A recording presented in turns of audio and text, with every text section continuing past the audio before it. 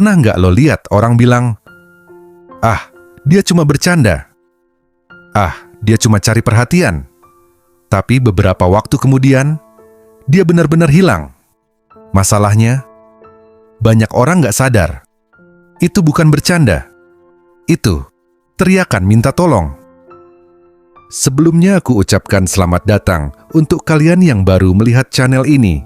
Dan semoga kalian selalu sehat dan selalu mempunyai hidup yang sejahtera dalam segala aspek di kehidupan kalian semua. Dan untuk kalian yang sudah tahu channel ini, aku ucapkan terima kasih banyak kepada kalian karena kalianlah yang bikin aku selalu semangat terus membuat video short dan video long di YouTube ini. Semoga kebaikan kalian semua mendapatkan balasan yang sangat lebih dan selalu makmur dalam aspek kehidupan kalian semua. Sekarang kita lanjut ke pembahasan inti video ini. Pernah nggak lo lihat? Kasus bunuh diri yang viral, komentarnya rame, dibahas di mana-mana, dibikin konten, tapi yang bikin miris bukan cuma kejadiannya, tapi cara orang meresponnya. Ada yang bilang, "Ah, paling cuma cari perhatian." Ada yang ketawa, ada yang ngejek, dan yang lebih parah, mulai muncul anggapan seolah-olah ini jadi tren, jadi FOMO. Padahal ini bukan tren. Ini tanda bahwa banyak orang sedang diam-diam hancur.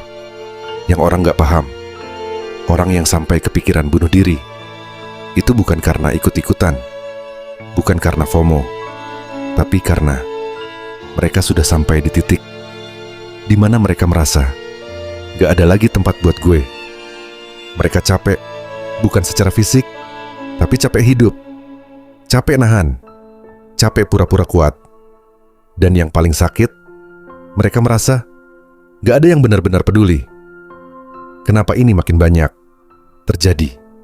Karena sekarang semua orang kelihatan bahagia di sosial media, semua orang sukses, semua orang ketawa. Tapi di balik itu, banyak yang lagi berjuang, sendirian. Dan saat mereka coba bicara, yang mereka dapat bukan pelukan, tapi penilaian, "Lo lebay, lo kurang bersyukur, orang lain juga lebih susah." Tanpa sadar, kata-kata itu bisa jadi pukulan terakhir. Bahaya saat ini, normalisasi yang salah. Ini yang paling bahaya. Saat orang mulai bilang, "Ya udah, itu pilihan dia," atau kasihannya. Semoga tenang. Kelihatannya empati, tapi sebenarnya itu bisa jadi bentuk pembenaran diam-diam. Seolah-olah bunuh diri itu solusi. Padahal itu bukan solusi.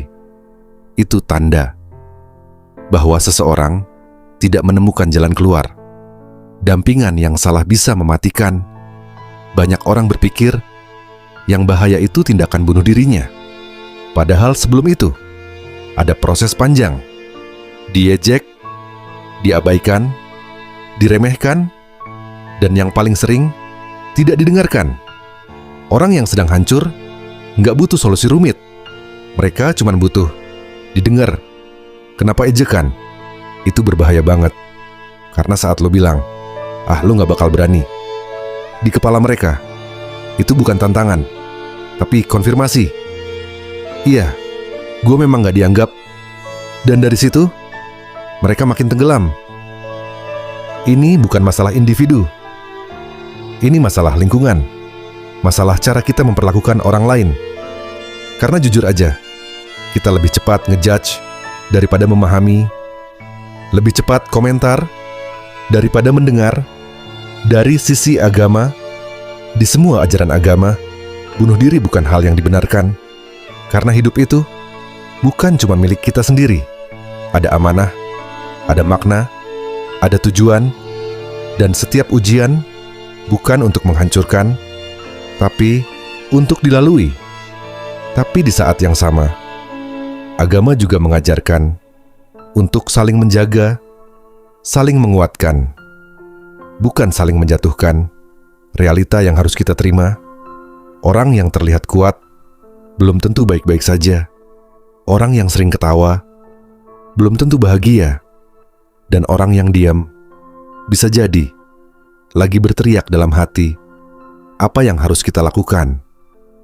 Kalau lo lihat orang berubah, jadi lebih diam, lebih menjauh, jangan langsung nilai, coba dekati, tanya, lo lagi gak baik-baik aja ya?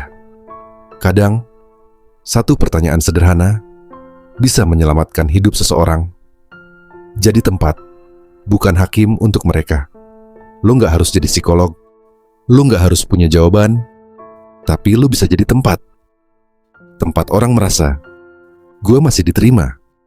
Untuk lo yang lagi ngerasa sendirian.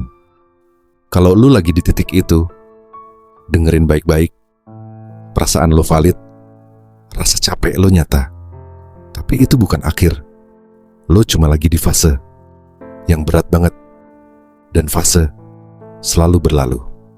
Cari bantuan, cerita ke orang. Karena lo gak sendirian, meskipun sekarang terasa begitu. Di akhir video ini, untuk lo dengar baik, masalah terbesar kita hari ini bukan kurangnya hiburan, tapi kurangnya empati. Kita hidup di dunia di mana orang lebih sibuk menilai daripada memahami, dan kalau ini terus dibiarkan, yang hilang bukan cuma satu orang, tapi banyak, perlahan, diam-diam. Jadi sebelum lo komentar, sebelum lo ngejudge, ingat satu hal, kata-kata lo bisa jadi penyelamat atau bisa jadi luka terakhir